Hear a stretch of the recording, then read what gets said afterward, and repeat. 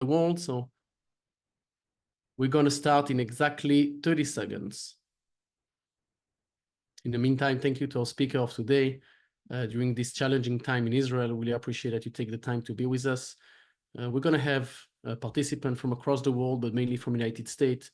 They've decided to join to take a moment to hear what's happening here on the ground in Israel, the situation mainly related to the Hezbollah firing at Israel and Israel reacting.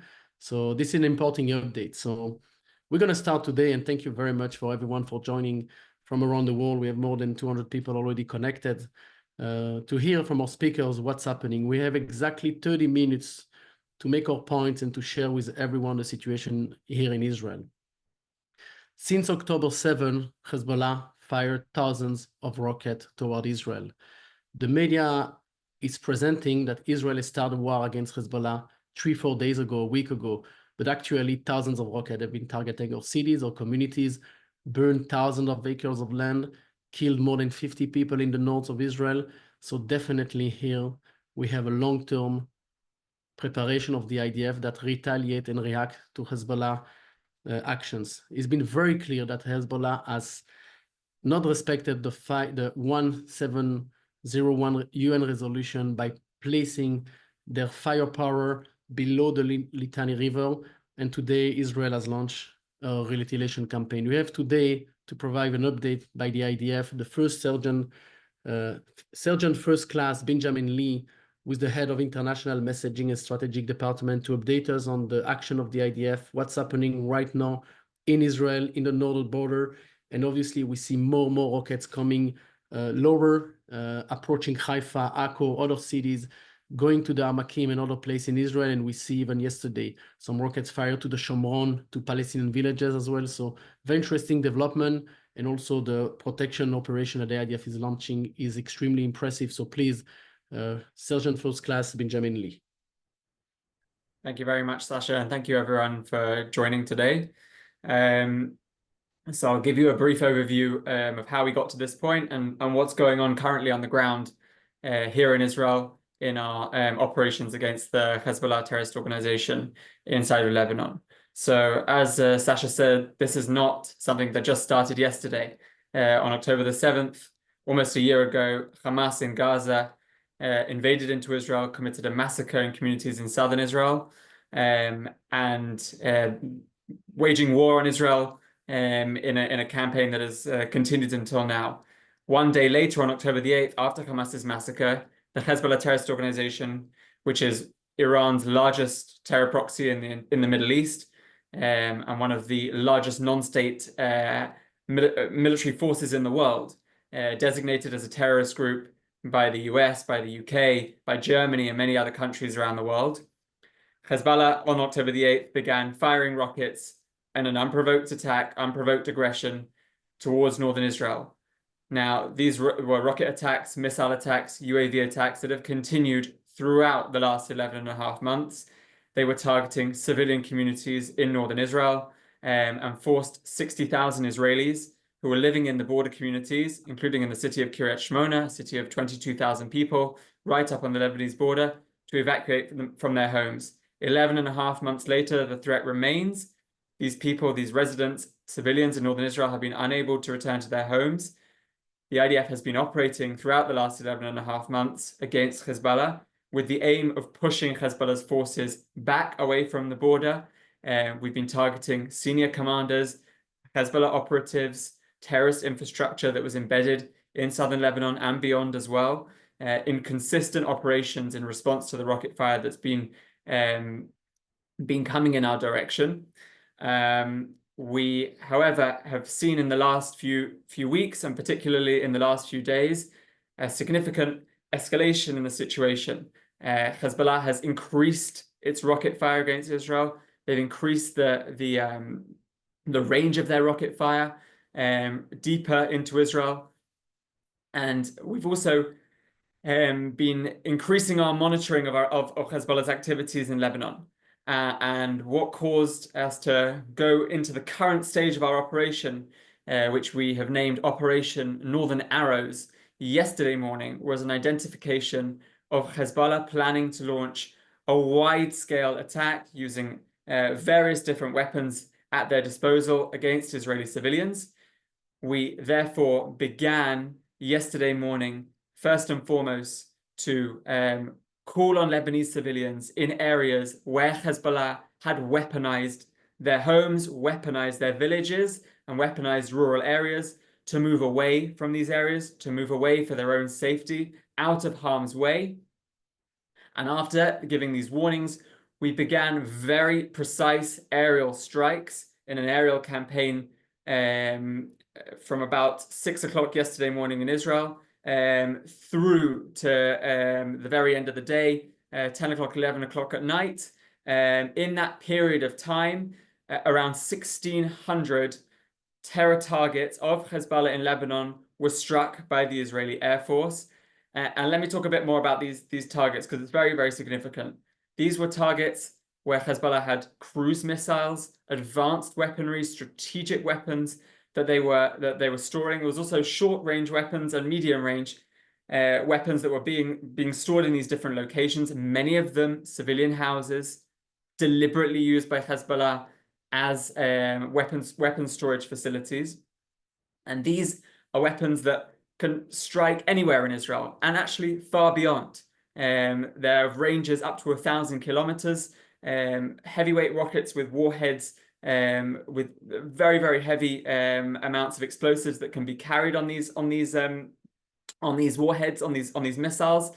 This is the sort of threat we were talking about, and this is why we conducted our most significant round of aerial strikes on these targets up until now.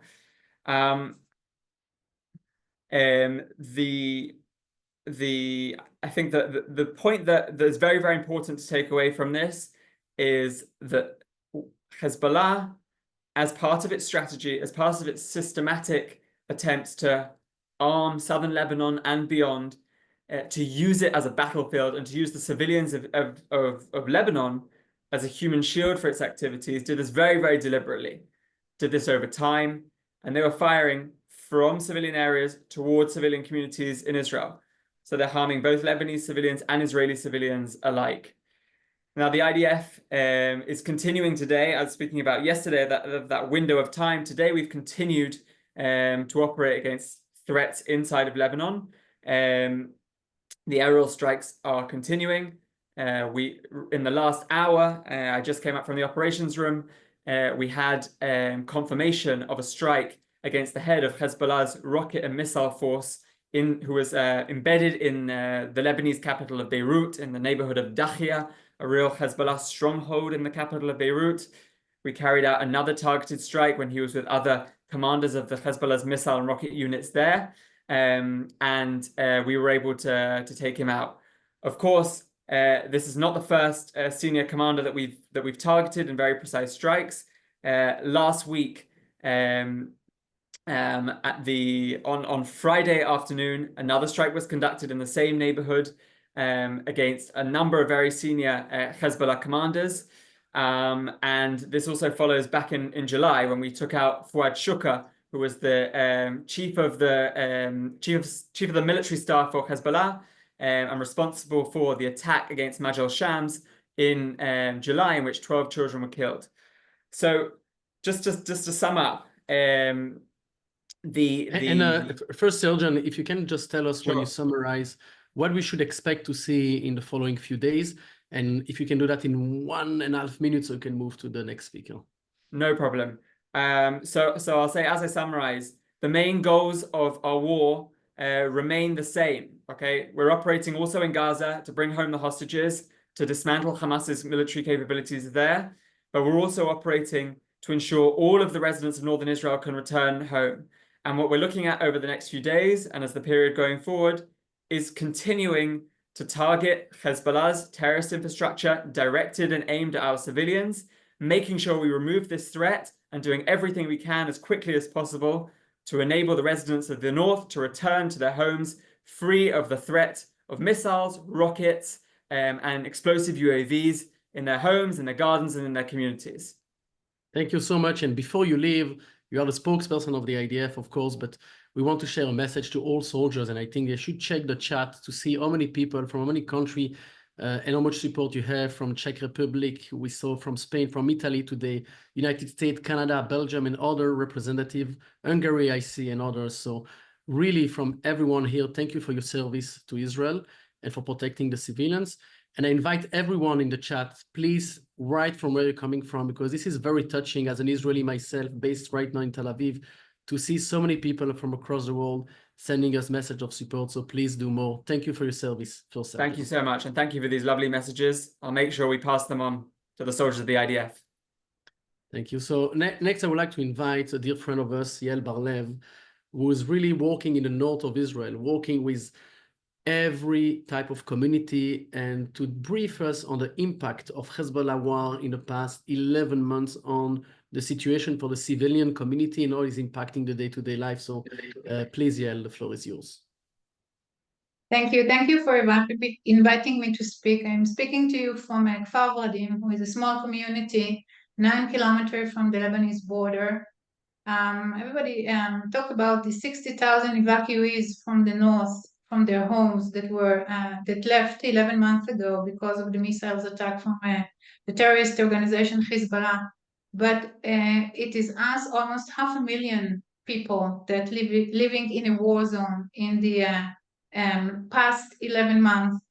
And I can give you just a small example. I live in, as I said, 9 kilometers from the border. I participated a concert last week. And at the beginning of the concert, for the first 5 minutes, we had to listen to a regulation telling us what to do in case of a missile attack on the amphi that we were listening to the concert.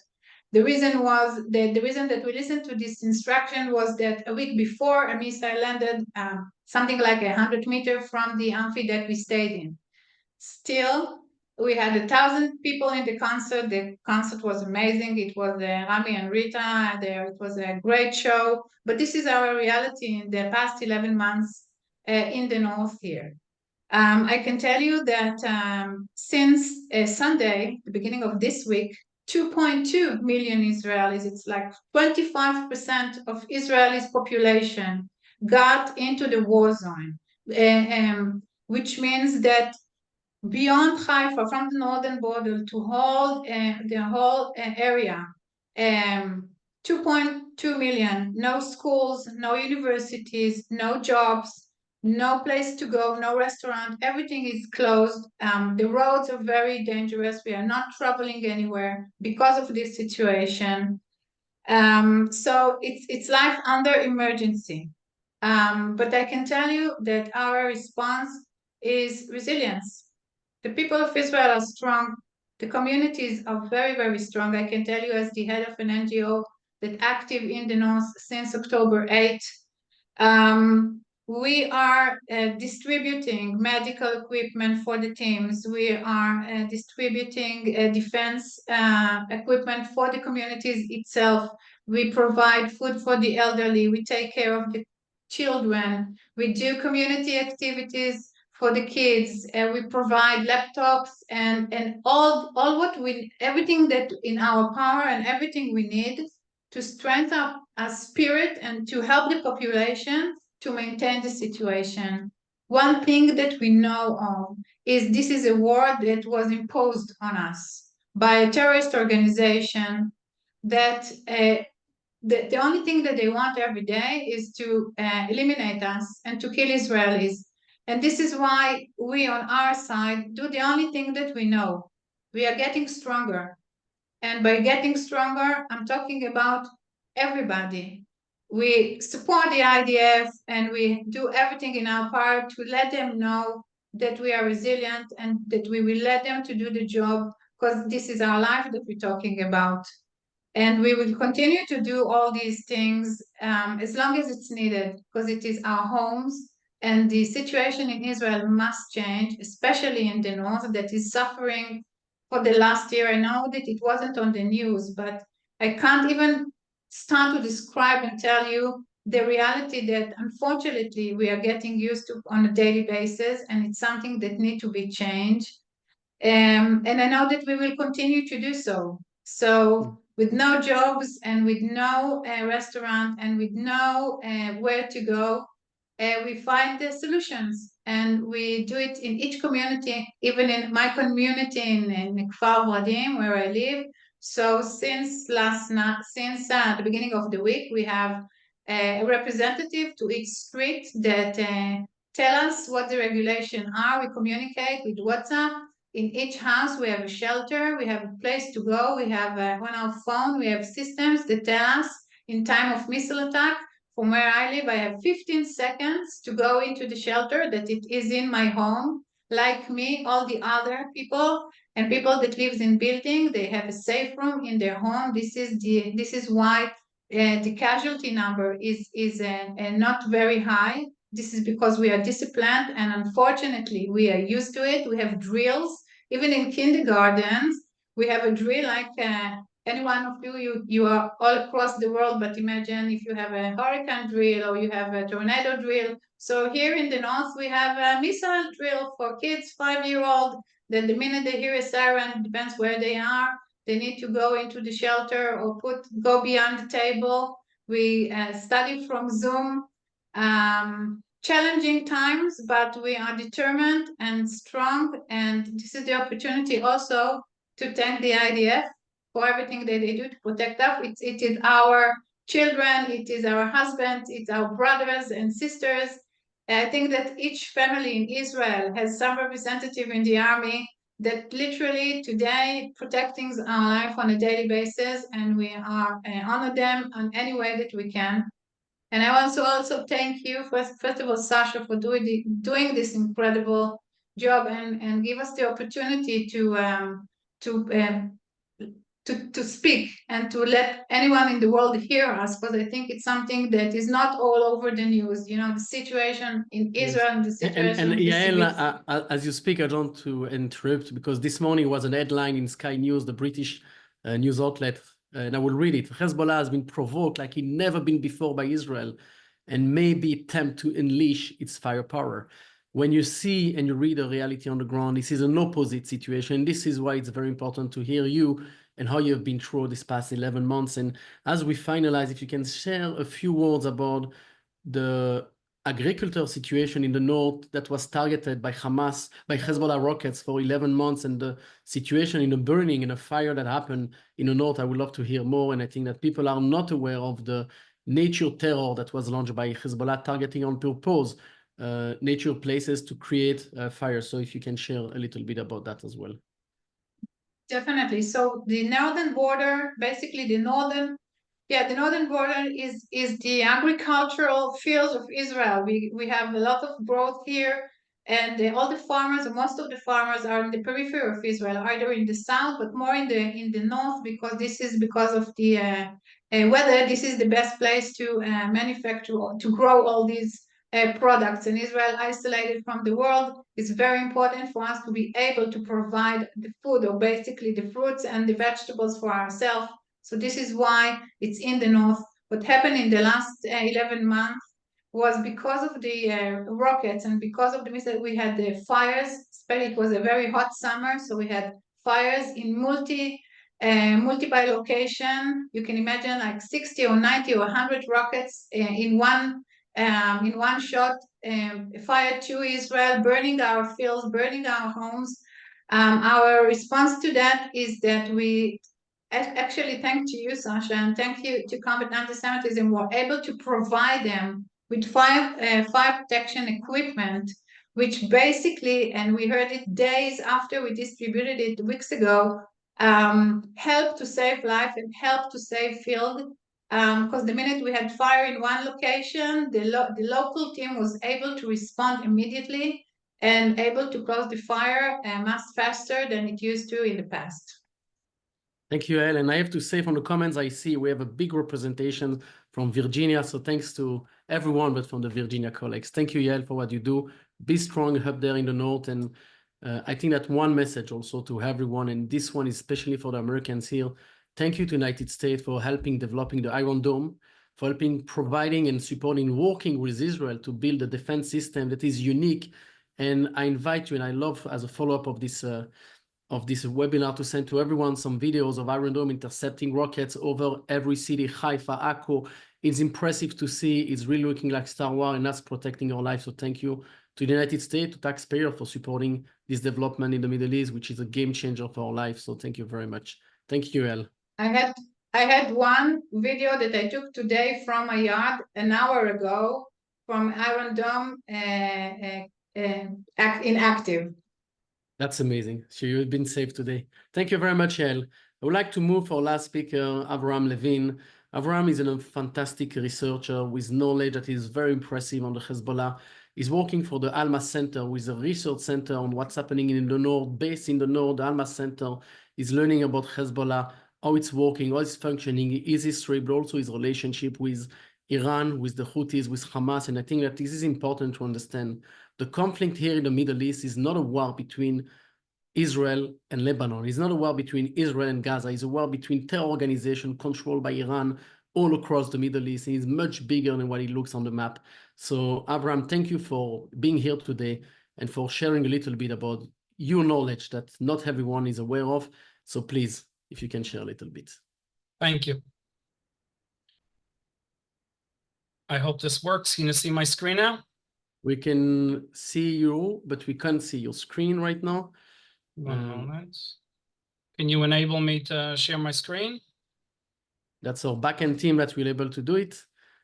So I want to start by saying that just like you said, the question for me is why has the media been calling this war a war between Israel and Hamas, and now framing it as a war between Israel and Hezbollah?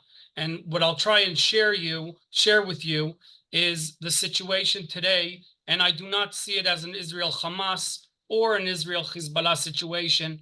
I see it way more complicated than that.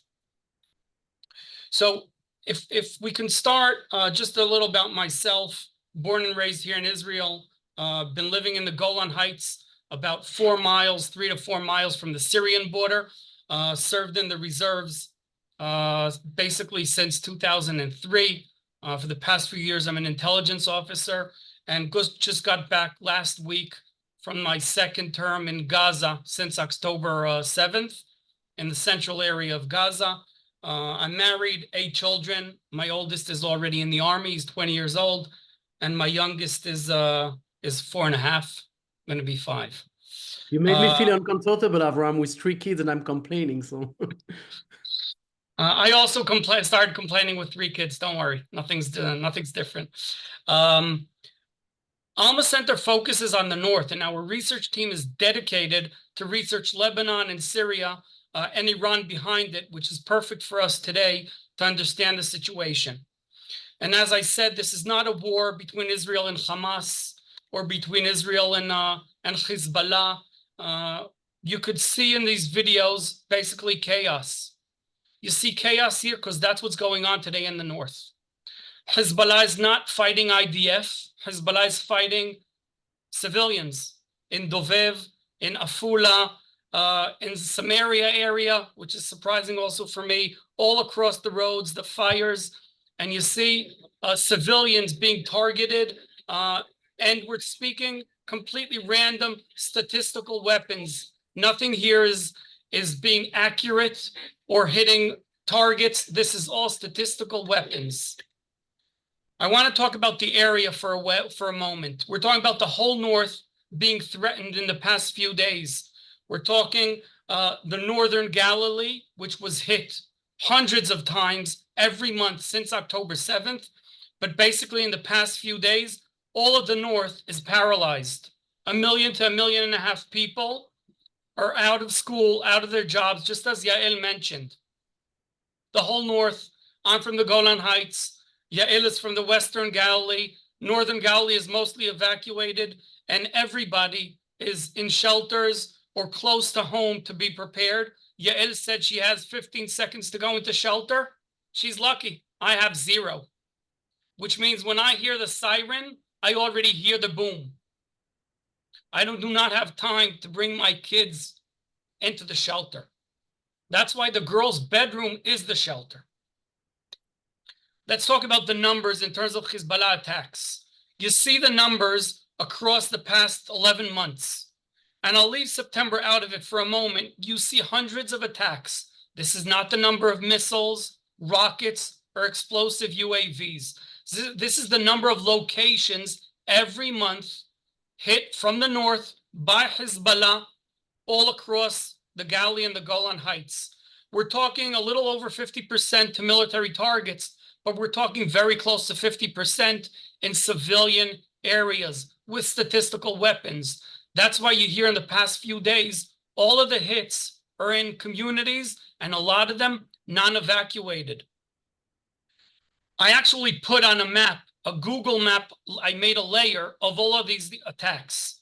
And censorship in Israel immediately told me, take it down from Alma's site. So I froze just 1 week because they wouldn't allow me to put all these attacks together and publish it on our media. So this is just one random week, and you see the evacuated communities in blue, and you see all of the attacks in red. But this happened every week since October 8th up to today. You actually see a doubling of the amount of attacks on the non-evacuated areas, on civilian areas in the past 3 months. And I'm not talking September. I'm talking June, July, and August, doubled and tripled the number of attacks on civilian areas. So how is this still, just like Sasha said, how is this a preemptive attack against Hezbollah if they've been attacking us for 11 months? I'll go into the weapons for a moment. On the top row, the top left 3 are statistical mass destruction weapons. They're the most simple weapon, cheapest weapon, and easiest to develop. These are statistical rockets that can hit anywhere. Even if the target is a military base, they'll miss and hit a civilian area by it. Even if the target is an army post, they'll hit the road that's just behind it. It's not an accurate weapon. They're saving the accurate weapons for later, for the next phase. You see the UAVs, an accurate weapon. The UAVs are actually predominantly from Iran, manufactured by Iran and given to Hezbollah. The same UAVs that are sold to Russia to fight Ukraine are being sent to Syria and Lebanon. The UAVs that actually attack my community are sent from Iraq by the Shiite militias from Iraq all the way across Syria and to the Golan Heights. You also see the surface-to-air missiles, and you see the ranges, 100 kilometers, 120 kilometers, 10 kilometers anti-tank Kornet missile, a Russian accurate anti-tank missile, and the Almas, 10 kilometers. So you see how funny it is when someone says, let's make a 5-kilometer demilitarized zone?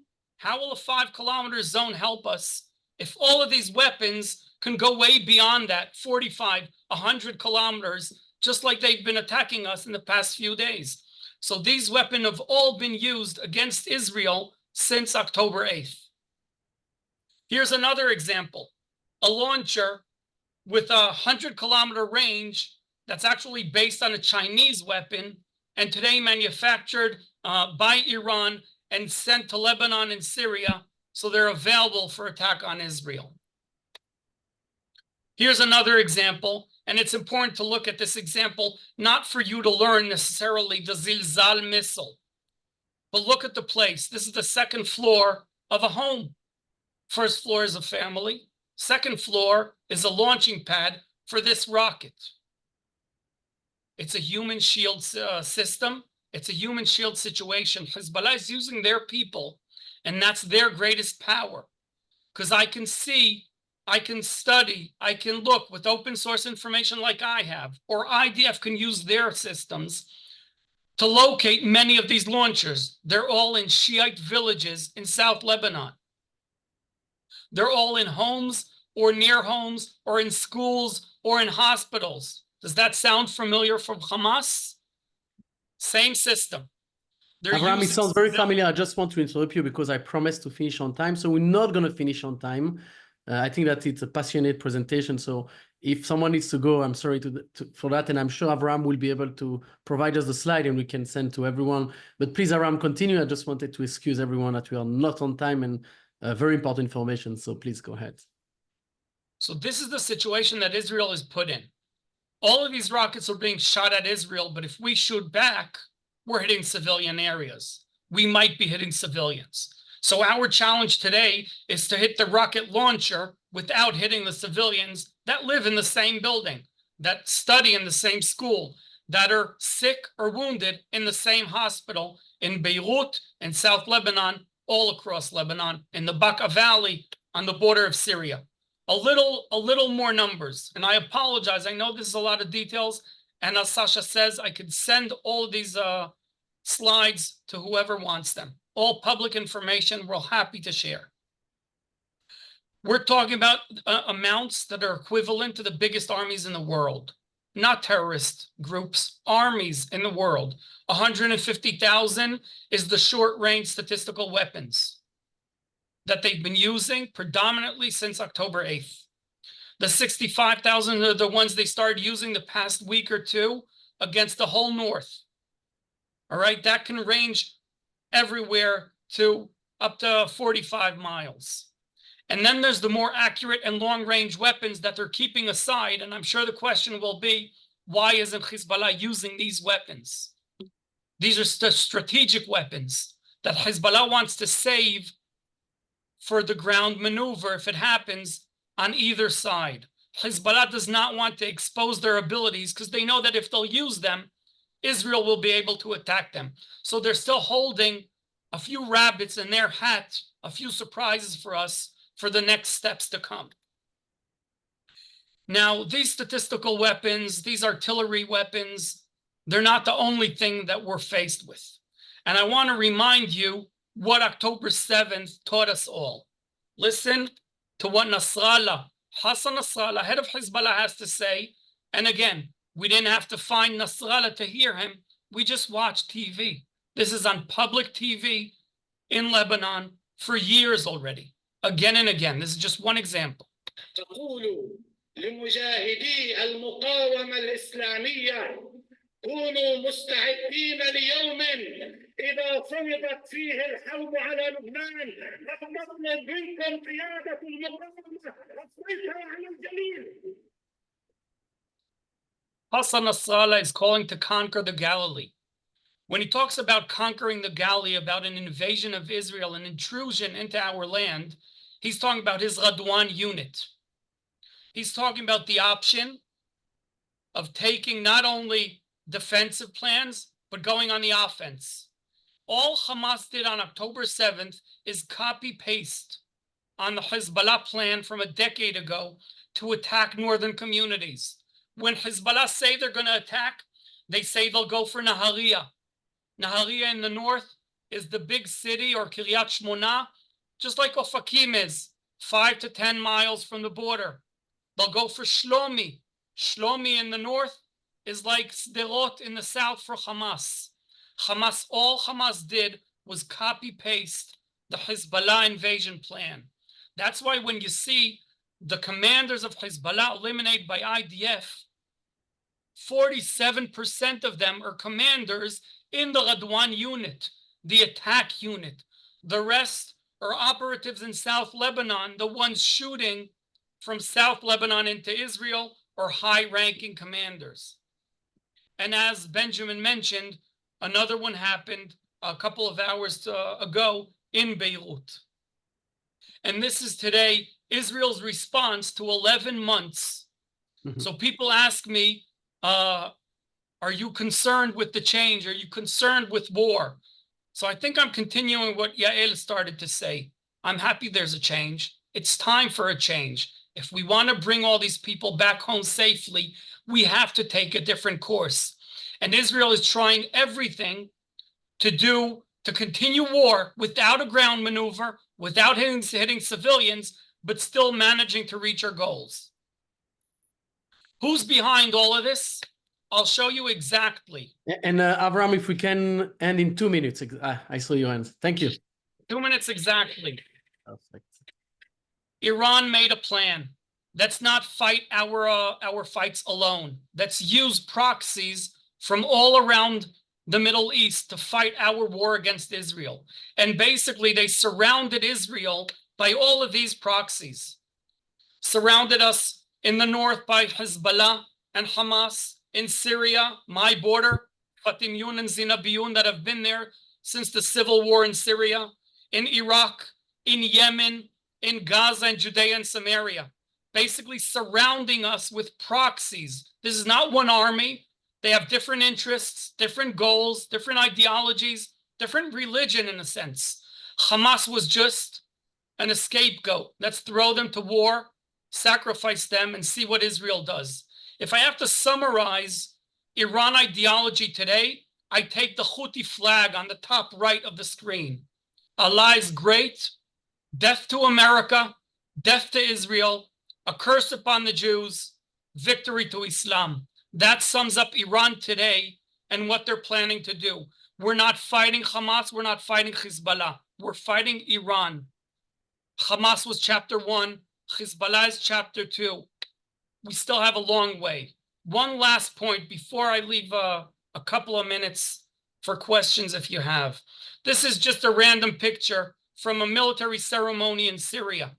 And you see commanders here from Russia, Iran's biggest client for UAVs and supplier of other weapons, North Korea, China, Houthis, everybody's here in Syria. This is an axis against the West, against Israel, against America. Israel is not the main target. We're just the lowest hanging fruit. We're the first target. Listen to what they have to say in a funeral in South Lebanon. The leaders are from Iran, Khomeini and Khamenei, Hassan Nasrallah. And then what do they call for?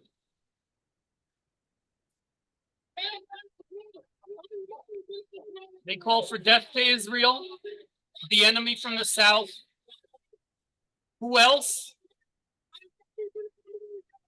Death to America, the head of the West. That's also what you see on the right. Israel is on the floor. United States is on the floor. Great Britain is on the floor. Democracies and Israel are the target of Iran. That's the war we're in, and we appreciate the support that we're getting from the world, not through the media, but what I get in my personal messages. Really appreciate the support, seeing the world helping us against Iran. And I think we shouldn't be alone in this fight. We should all be together, because if we don't form an axis against their axis, we're going to lose. Avram, Yael, and Benjamin already left. Thank you very much. And it's not just in your personal message, also in the chat today. You receive so much support for what you do and really for the north of Israel.